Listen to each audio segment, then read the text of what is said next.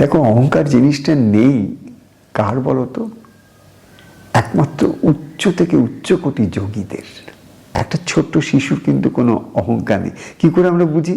ওর কোনো ইন্ডিভিজুয়ালিটি নেই, ওর কোনো ইন্ডিভিজুয়াল ওপিনিয়নিং নেই।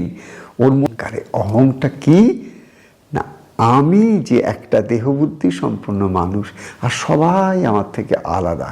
তোমার যে একটা নিজস্বতা আছে, সেই জিনিসটা তারা ওই অবস্থায় গিয়ে লাভ করতে পারেন। কখন? যখন তাদের আত্মদর্শন হয়।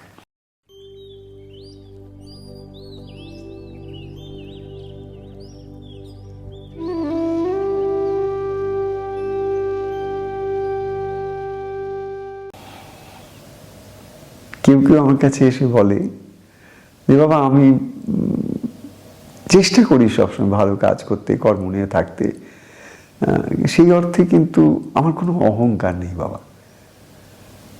তো এই কথাটা যখন শুনি, তোমাদের একটা আগ্রহ থাকতে পারে যে এটা বাবা কি দৃষ্টিতে দেখেন এই কথাটা বা এই ভাবটা। দেখো, অহংকার জিনিসটা নেই কার বলতো? একমাত্র উচ্চ থেকে উচ্চ কোটি যোগীদের। তেমন অবস্থা যারা লাভ করেছেন কঠিন তপশ্চর্যার মাধ্যমে। কারণ অহংকার জিনিসটা জানবে, আমাদের মধ্যে অনন্ত সংখ্যায় অসুর বাস করছে। এই সব অসুরদের যিনি অধিপতি, যেখান থেকে সমস্ত আসরিক বৃত্তিগুলো তামসিক, রাজসিক, নানান কম্বিনেশনস করো, এগুলো সমস্ত আমাদের মধ্যে থেকে প্রতিনিয়ত এক্সপ্রেসড হচ্ছে। কিন্তু এগুলোর ফাউন্ডেশন, এগুলো রয়েছে কোথায়? অহংকারে। অহংটা কি না, আমি যে একটা দেহবুদ্ধি সম্পন্ন মানুষ আর সবাই আমার থেকে আলাদা। যে মুহূর্তে আমি আলাদা হলাম, আমি ছায়া হয়ে গেলাম, আমি তো কায়া আর থাকলাম না। এই যে কায়া কোনটাকে বলি, যেটা রিয়ালিটি অরিজিনাল, যেটা ছায়া কোনটাকে বলি, যেটাকে আমার শ্যাডো বলি। আমার দেয়ালে যখন লাইট পড়ে তখন শ্যাডো পড়ে, তো শ্যাডোটা তো অরিজিনাল নয়। ঠিক তেমনি আমাদের একটা শ্যাডো সিউডো এক্সিস্টেন্স আছে, সেটা নিয়েই কিন্তু আমরা জগতে বিচরণ করি। যে মুহূর্ত থেকে আমাদের, হিন্দিতে বলে না, জব সে হোশ সম্ভালা, যে মুহূর্ত থেকে আমাদের জীবনে চেতনার আলোক এলো, সেইভাবে যেখান থেকে আমি নিজেকে নিজে একটু আলাদা করে একটা ছোট্ট শিশুর কিন্তু কোনো অহংকার নেই। একটা সিম্পল উদাহরণ, একটা ছোট্ট শিশুর কিন্তু কোনো অহংকার নেই। কী করে আমরা বুঝি? ওর কোনো ইন্ডিভিজুয়ালিটি নেই, ওর কোনো ইন্ডিভিজুয়াল ওপিনিয়নিং নেই। ওর মধ্যে দেখবে একটা স্বতঃস্ফূর্ততা, এই একটা কিছু ওর এক্ষুনি চাই, সেটা তখনই না দিলেই চিৎকার চেঁচামেচি, আবার পেলো, কিছুক্ষণ খেললো, ফেলে দিয়ে চলে গেল, ওটার কিচ্ছু মনে নেই। ক্লিঙ্গিং করে না, কোনো কিছুকে আঁকড়ে ধরছে না, সব কিছুর মধ্যে আছে, সব কিছুর থেকে আলাদা। এইটাই যখন উচ্চকোটির যোগীরা কী করছেন, তারা ওই ছোট্ট শিশুর মতন যে একটা সহজ সরল স্বতঃস্ফূর্ত যে একটা আমাদের অন্তঃপ্রকৃতি, যেটা শুদ্ধ থেকে শুদ্ধতর, সেই আত্মার যে একটা নিজস্বতা আছে, সেই জিনিসটা তারা ওই অবস্থায় গিয়ে লাভ করতে পারেন। কখন? যখন তাদের আত্মদর্শন হয়, যাকে আমরা অন্য ভাষায় বলি ঈশ্বর দর্শন। ঈশ্বর দর্শন আর আত্মা দর্শন বা আত্মদর্শন একই জিনিস। যতক্ষণ না আমি আমার সেই শুদ্ধ পবিত্র স্বরূপকে দেখছি, ততক্ষণ পর্যন্ত আমার দর্শন হয়নি। আমি বিভিন্ন রকম ছোট ছোট দর্শন করে যাচ্ছি, কিন্তু আলটিমেট রিয়ালিটি যেটা, সেটা একমাত্র আত্মদর্শনেই সম্ভব। আর এই আত্মদর্শনের জায়গাটা যদি তুমি আসো, তাহলে আস্তে আস্তে কী করছে, তোমার যেটা অহংকার নিয়ে তুমি এই জগতে বিচরণ করছো, সংসারে আছো, বিভিন্ন কর্তব্য কর্মের মধ্যে আছো, এই সবগুলো সম্ভব হচ্ছে যেহেতু তোমার অহংকার আছে। তোমার কোনো কর্তব্যই তুমি করতে পারবে না, পিতা হিসেবে, মাতা হিসেবে, বোন হিসেবে, ভাই হিসেবে, কর্তা হিসেবে কোনো কিছু করতে পারবে না। তোমার কর্তৃত্ব জ্ঞানের উৎসই আছে তোমার অহংকারে। তুমি যে ভাবো এটা আমাকে করতে হবে, আমি যদি না করি কে দেখবে? আমাকে একজন ডাক্তার বলেছিল যে বাবা, আমি যদি আমার সংসারকে না দেখি, আমি যদি জঙ্গলে গিয়ে বসে থাকি, তাহলে আমার সংসার চলবে? বা আমি যদি কালকে মরে যাই, তাহলে আমার সংসার চলবে? এইটা তার যে ভাবটা, এই যে তার বিশ্বাসটা, এটা কিন্তু অহংকারের উপর দাঁড়িয়ে আছে, যে সেই সংসারটাকে চালায়। প্রত্যেকটা সংসারী মানুষ তার নিজের কর্তব্যগুলোকে ভেবে নেয়, এইগুলো না করলে কিছুই হবে না, কেউ থাকবে না, বা কোনো কিছু ঠিক মতন চলবে না। এই সমস্ত কিছুর উৎস কিন্তু কোথা থেকে আসছে আমার ইভেন কর্তব্যবোধটাও আমার অহংকার। যদি বলো অ্যারোগেন্সটা আমার অহংকার, আমার দম্ভ, আমার অহংকার যেটাকে আমরা বলি, সেটাও যদি অহংকার, এই যে কর্তব্য বোধরূপী যে অসুর, সেটাও কিন্তু অহংকার। আমাদের এমন কিছু নেই জীবনে যেটা আমাদের অহংকার প্রসূত নয়, অহংকার থেকে জন্ম হয়নি।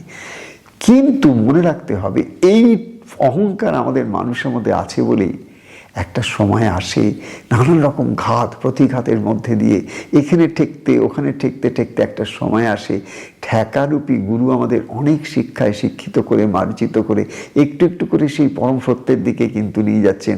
অহংকার যার নেই, সে কোনোদিন সেই উন্নত অবস্থা লাভ করতে পারবে না। তার কারণে অহংকার দিয়েই এই জগতের মধ্যে বিচরণ করতে করতে সে নানান রকম ভালো মন্দ, সুখ কুখ, সফলতা বিফলতা, নানান রকম প্রাকৃতিক অবস্থার মধ্যে দিয়ে সে যাবে, কি আলটিমেটলি সে একটা দিন রিয়েলাইজ করবে, এত কিছু তো করলাম, কিন্তু আলটিমেটলি কি পেলাম, আমি কি পেলাম? এই প্রশ্নের সাথে সাথে তার আরেকটা প্রশ্ন আসবে, ছাড়া আমি যা কিছু করেছি, যা কিছু পেয়েছি, এটাকে যদি একটা দাড়িপাল্লার একটা সাইডে তুলি, তাহলে আরেকটা খালি পাল্লায় কোনটাকে তুলব? এমন কি কিছু আছে যেটাকে পেলে আমার এই সব পাওয়াগুলো ফিকে হয়ে যাবে, আর কোনো চাওয়া পাওয়া থাকবে না? এই রকম একটা গভীর অভিপ্সাদ থেকে, একটা গভীর কোয়েস্ট থেকে, একটা গভীর একটা অন্তরের প্রশ্ন থেকে একটা মানুষের মধ্যে ওই অহংকারের ঊর্ধ্বে যে আরেকটা উন্নত অহংকার আছে, যে অহংকার কিন্তু সব কিছুর মধ্যে আরও একটা উন্নত মানের কোনো মানে খুঁজছে, অর্থ খুঁজছে, পারপাস খুঁজছে জীবনের, সেও কিন্তু অহংকারের গতি। তুমি যে আজকে বলছো আমি ঈশ্বর দর্শন করতে চাই, ওটাও তোমার অহংকারের কথা। তুমি যে বলছো আচ্ছা বাবা কত জব করবো বলুন তো, ওটাও অহংকার বলছে। জানো বাবা আমি এত সংখ্যার জব করি, ওটাও অহংকার বলছে। তুমি এমন কিচ্ছু করতে পারছো না যেটা তোমার অহংকার ছাড়া, তোমার সাধন ভজন তপস্যা সমস্ত, তুমি উপবাস করেছো, ওটাও অহংকার। তুমি তীর্থে যাচ্ছ, ওটাও অহংকার। কে তীর্থে যাচ্ছে? তুমি যাচ্ছ। তুমি তো সেই একের সঙ্গে এক হয়ে যাওনি, তোমার তো এখন আত্মদর্শন হয়, তুমি এখনো তো নিজেকে চেনোনি, কিন্তু নিজেকে চেনার পথের পথিক হয়ে তুমি তীর্থযাত্রা করেছ। চেনার পথের পথিক হয়ে তুমি কি করছো? নানান রকম বার ব্রত উপবাস জপ তপ সাধন ভজন ক্রিয়া, কত রকম কৃচ্ছ ত্যাগ তপস্যা, এগুলো সব করেছো। সব কিছুর মধ্যে অহংকার রয়েছে, এমন কিছু নেই যার মধ্যে অহংকার নেই। কিন্তু এই ভালোর অহংকার, মন্দের অহংকার, বিদ্যার অহংকার, অবিদ্যার অহংকার। যেখানে বিদ্যার অহংকার, সে তোমাকে ঈশ্বরের দিকে, সেই অহংকারই তোমাকে অহংমুক্ত করে ঈশ্বরের দিকে নিয়ে যাবে। আর অবিদ্যার অহংকার কি করবে? তোমাকে এই সংসারে বাঁধবে, নানান রকম আসক্তির মধ্যে বাঁধবে, নানান রকম তোমার মধ্যে সেই সমস্ত ভাব আসবে যেগুলো তামসিক রাজসিক ভাব, তোমাকে আরো আরো বেশি সংসারের মধ্যে জড়িয়ে দেওয়ার জন্য ভাব আসবে। সেখানে তুমি অহংকারে কিন্তু ঢুকে গেছো। তো এই দুটো দিক যদি আমরা দেখি, তাহলে উদ্দেশ্য আমাদের জীবনে কি হলো? অবিদ্যার অহংকারটাকে একটু একটু করে কি করে ট্রান্সফর্ম রূপান্তরণ করা যায় উচ্চতর অহংকারের ভূমিতে, ওটাও অহংকার। ওটাকে আমাদের যোগের ভাষায় বলা হয় অস্মিতা। অস্মিতা ক্ষেত্র হচ্ছে অনেক উন্নত অবস্থা। অস্মিতা ক্ষেত্রে যে যোগী গিয়ে পৌঁছান, সেখানে গিয়ে দেখেন তার মধ্যে যে ক্ষমতা আছে, তাতে তিনি সৃষ্টি স্থিতি প্রলয় করতে পারেন। অর্থাৎ তাঁরই মধ্যে থেকে সৃষ্টি হচ্ছে, স্থিতি হচ্ছে, প্রলয় হচ্ছে। সে দেখে আমি সর্বত্র হয়ে আছি, আমার থেকে আর বড় কেউ নেই। এটাও কিন্তু একটা সূক্ষ্মাতি সূক্ষ্মতম অহংকার। শুধু অহংকারের গ্রেডেশন তুমি যদি দেখো, তো তুমি চিন্তাও করতে পারবে না যে কতখানি তার স্ট্রেচ, আনইম্যাজিনেবল। কিন্তু হ্যাঁ, এই অহংকারেই কিন্তু তোমার আধ্যাত্মিক বা ধর্মীয় যাত্রার ওখান থেকেই শুরু হবে।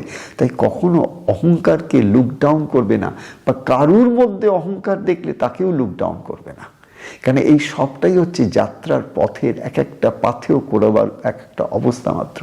এরই মধ্যে দিয়ে তুমি আস্তে আস্তে এগিয়ে যাচ্ছ।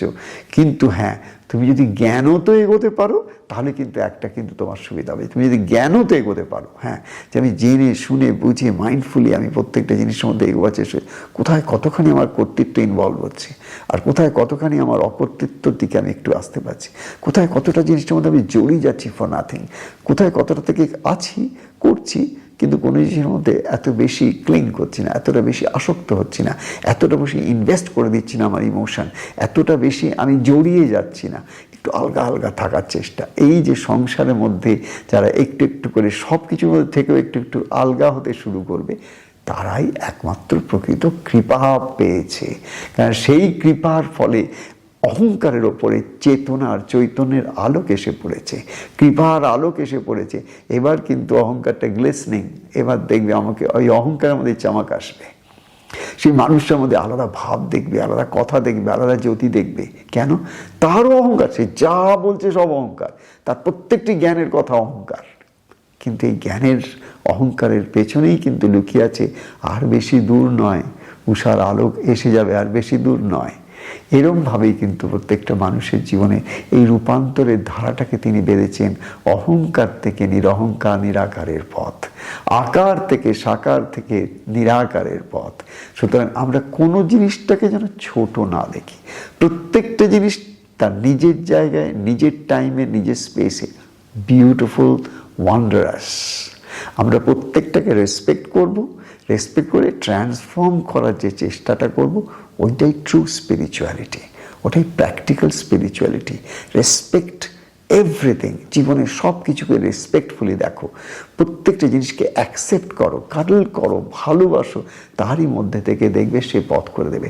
যত রেসিস্ট করবে, যত ছাড়ার চেষ্টা করবে, যত অ্যাভয়েড করবে, যত ভাববে এই জিনিসগুলোকে আমায় সব ত্যাগ করতে হবে, হ্যান করতে হবে, ত্যান করতে হবে, এই দেখবে সব কিছুর মধ্যে জড়িয়ে যাবে। জানবে এতে কিচ্ছু ত্যাগ করার নেই, গ্রহণ করার আছে।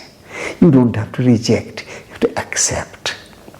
You don't have to say no, you have to say yes to life. You don't have to deny life, you have to have total acceptance of life. এবং তারই মধ্যে দিয়ে তুমি দেখবে জীবনের পথটা কিন্তু অদ্ভুতভাবে সেই যে টোটালিটির যে ইনফ্লুয়েন্স, তার যে একটা অরা, তার যে একটা এনার্জেটিক ভাইব্রেশন, সে তোমাকে চতুর্দিক থেকে ঘিরে ধরবে, তোমাকে ধরে কোনো পথের মধ্যে এগিয়ে নিয়ে চলে যাবে। This is spiritual journey, from ego to egolessness, from darkness to light, from death to immortality. Asato ma sadgamay, tamaso ma jyotirgamay, mrityur ma amritam gamay.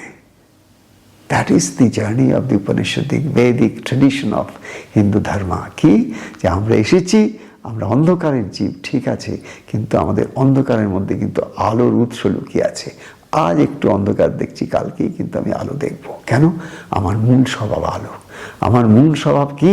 যে আমি সচ্চিদানন্দ স্বরূপ। আমাকে আজ নয় কায় আনন্দে আমি প্রতিষ্ঠিত হবই।